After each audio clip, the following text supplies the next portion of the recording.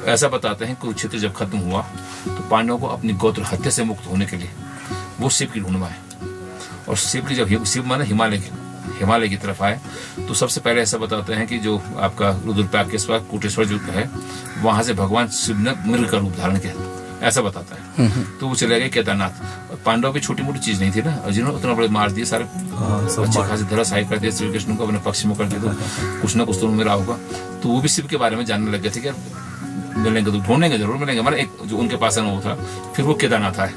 तो केदारनाथ ऐसा बताते हैं कि भगवान शिव ने भैंस का रूप धारण किया, जो कहानी लोग बताते हैं। और भीम ने कहा यार इसमें तो भैंस, सामान्य भैंस तो जो दिख रही पहले कुछ अद्भुत भैंस दिख रही है, हो सकता कहीं है। तो उन्होंने कहा तुम इसको गायों को छोड़ो और मैं यहाँ से टांग वो करके चौड़ी करके इसके नीचे से जो अगर निकलेगी वो समझो शिव है।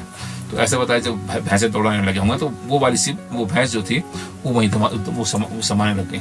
तो उसका जो पृष्ठभाग है ऐसा बताते हैं कि भगवान शिव का पृष्ठभाग केदारनाथ में है। फिर चलते चलते मध्य महेश्वर में भगवान शिव के नाभि के दर्शन है। फिर उसके बाद जब आए तुंगनाथ में भगवान जी के भुजाओं के दर्शन है। पूरे विश्व में, भारत के अंदर नहीं विश्व में, भगवान शिव के आपको मुख के दर्शन कहाँ हो सकते हैं? आप सब जगह लिंगाकार दर्शन करते हैं। सिर्फ एकानन चतुरानन पंचानन राजे बोलते हैं। तो एकानन आपके उतुनाथ में जहाँ मुख के दर्शन आपने देखे होंगे, ठीक है, मुख है।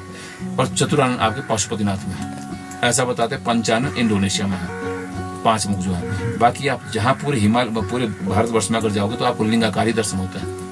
ये तो है चतुर्मुख केदार जहाँ भगवान शिव के उनको पांडवों को मुख्य दर्शन हुए थे।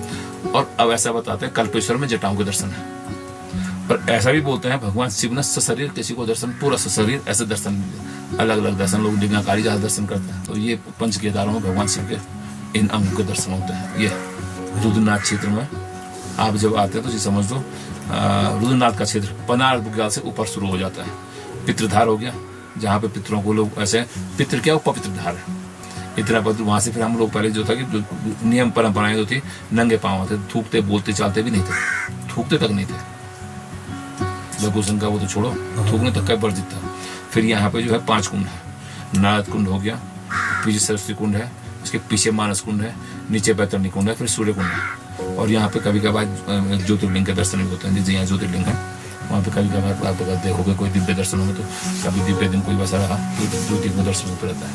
सरस्वती कुंड में अगर कोई वैसा ध्यान करके तो वहाँ बीना बजती रहती है, जैसे बीना बजती ना। अच्छा। अब लोगों ने तो बिल्कुल ऐसा कर दिया कि बिल्कुल ज्यादा माहौल वैसा नहीं रहेगा ना, क्योंकि हम लोग, मैं तो जहाँ उत्तराखंड होने के नाते हम लोगों को अपनी परंपरा इनको बचा कर रखना चाहिए। हमारा क्या है कि देवभूमि के लोग हैं, बहुत मुश्किल से देवभूमि में जन्म लिए। हम लोगों के पता नहीं कौन से रहे होंगे जो इस देवभूमि में हम जन्मे हैं। और देव अब लगाओ अपने यहाँ के लोग, अब लगाओ इन क्षेत्रों में दारू शराब वगैरह, जो डीजे पीजे, जो थोड़ा सा आध्यात्म के लिए, पूरा हिमालय जो है हमारे पावर बैंक है, ऊर्जा का स्रोत है।